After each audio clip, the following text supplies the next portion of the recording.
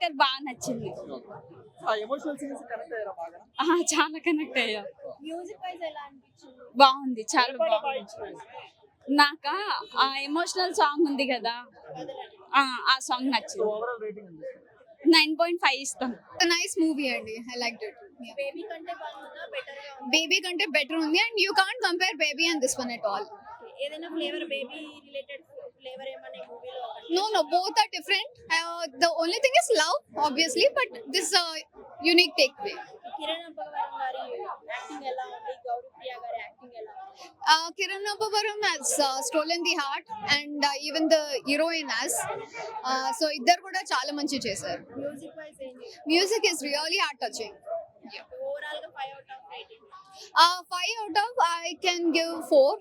నేను చూస్తున్నంత సేపు heroine first నుంచి లాస్ట్ వరకు ఏడ్పించేశారు. అసలు ఆవిడ పెర్ఫార్మెన్స్ అసలు అవుట్ స్టాండింగ్. ఇంకా మూవీ చూసావా? ఎలా అనిపించింది మూవీ? చాలా సూపర్ గా ఉంది, బాగుంది, ఓకే. కిరణ్ గారి యాక్టింగ్ ఎలా అనిపించింది? సూపర్ గా ఉంది, ఏడిపించేశారు మొత్తానికి అయితే. హీరోయిన్ గారి యాక్టింగ్. ఇద్దరు పోటాపోటీగా చేశారు, ఇద్దరు ఏడిపించేశారు. మ్యూజిక్ వైజ్ ఏం చెప్తావు?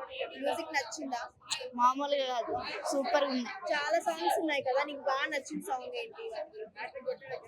లాస్ట్ వెళ్ళిపోయేటప్పుడు బీజియం వేశారు, అది అది బాగా అనిపించిందా?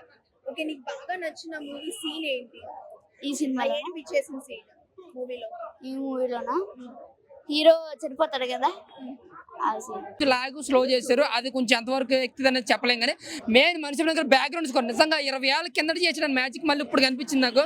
నిజంగా ఆయన మ్యూజిక్ ఇప్పటికీ మైండ్ లో తిరుగుతుంది. నిజంగా ఆయన మ్యూజిక్ మర్చిపోలేము. మెయిన్ ఫిల్లర్ అనమాట, హీరో కాదు, డైరెక్టర్ కాదు, మెయిన్ ఫిల్లర్ మణి శర్మ గారు. బ్యాక్గ్రౌండ్ స్కోర్ ప్రతి సీన్ లో ఆయన ఇచ్చిన బ్యాక్గ్రౌండ్ నాకు చాలా అంటే చాలా ప్రతి ఒక్కరు గుందుకు అత్తికిపోతారు అనమాట. ఇంకా గౌరీ గారి యాక్టింగ్, ఆవిడ యాక్టింగ్ చూసి మనకు చాలా ఎమోషనల్ అయిపోతాం అనమాట.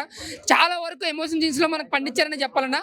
బట్ ఏంటంటే ఫస్ట్ హాఫ్ అంటే ఫస్ట్ హాఫ్ కి మ్యాక్సిమం అయిపోయేంత సినిమా ట్విస్ట్ కానీ ఆ ట్విస్ట్ చెప్పకూడదు. నిజంగా ట్విస్ట్ అయితే మాత్రం కేవలం ఒక్క ఫస్ట్ హాఫ్ కోసం 300 రూపాయలు అంటే బాగా వెళ్ళొచ్చాను సినిమాకి.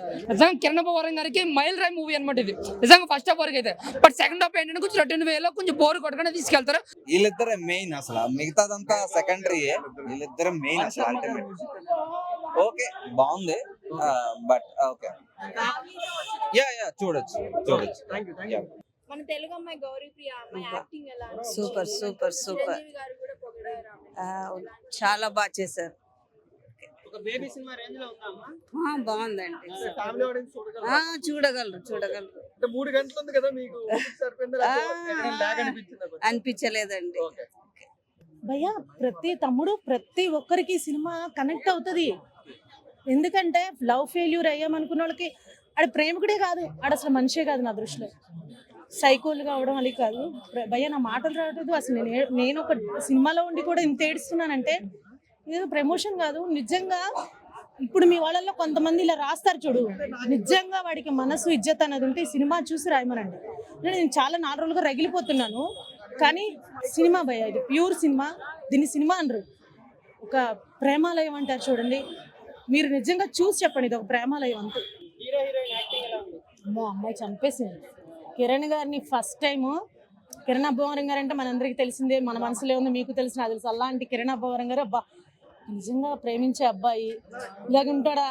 నిజంగా ఇలాంటి ప్రేమికుడు ఉంటే బాగుండు. కొన్ని రోజులు మన డైరీలో కొన్ని పేజీల్లో ఉంటే బాగుండు అనిపించింది. కొన్ని పేజీల్లో అబ్బాయి ప్రతి ఆడపిల్ల లైఫ్లో ఇలాంటి వాడు ఉంటే శంకరు పిచ్చెక్కిచ్చిది. ఐ లవ్ సినిమా నిజంగా.